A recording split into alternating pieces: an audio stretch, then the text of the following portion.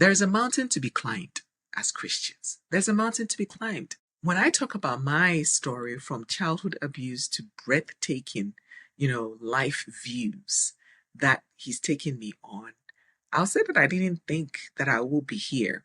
When I think back on those days when I was going through abuse, I never dreamt this far. I didn't think about kids, about husband, about life, about friends, about small group, about leadership, about ministry, about books, about writing. I didn't think about any of that. I couldn't dream. I couldn't see all of that. All I could see was, in my mind's eye, was Australia. I just wanted to be there.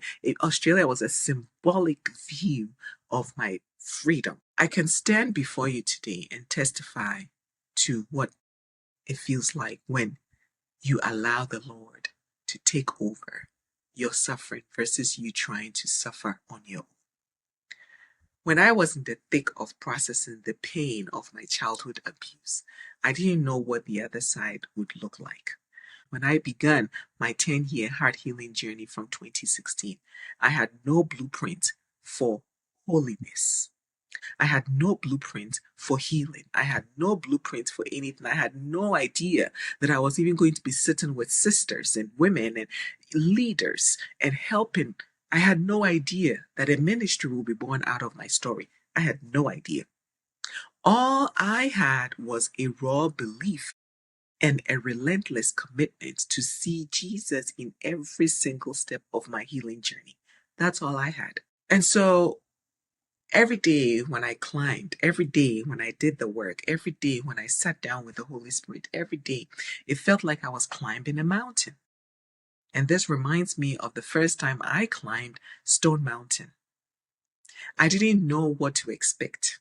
I had heard about the mountain and the magnificent view once you got to the top, but I didn't know what the experience would be like climbing to get to the top to enjoy the view that people talked about. So I took my first step with so much excitement, but very quickly that initial excitement waned and the battlefield of my mind flew wide open. My thoughts started looping, sometimes encouraging me, sometimes accusing me, sometimes telling me to turn back and go down the mountain because it was too hard, too steep, too exhausted. But here I was. The climbing was necessary. Wherever you are in your suffering journey, climbing is necessary because clarity will require you to climb, to see, to get the clarity. To get the clarity, you need to climb. So climbing is necessary. You can't get to the top. You can't get to the victory. You can't get through the suffering without some sort of a hike. So here is what you need to know about your current trial, your current situation, your current suffering, whatever it is. You will never receive clarity while you're sitting at the bottom of the mountain. You cannot see the magnificent view from the valley. But as soon as you persevere and climb to the top, you finally step onto the peak, look out at that breathtaking view, and realize that every bit of huffing and puffing up the mountain was worth it. When I got to that top of Stone Mountain the first time, I was huffing and puffing and sweaty. It was worth it. That breathtaking view is what verse 21 offers us in Romans chapter 8. A soul that is liberated from the bondage of decay. The story of suffering does not end at the bottom where you are today. It ends at the top with a triumph.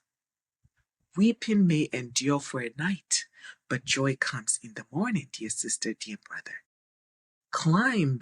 Whatever the doctor is telling you to do, do it. Whatever the Holy Spirit is telling you to do, do it. Whatever you sense in your spirit need to be, do it. Just take one step in front of the other.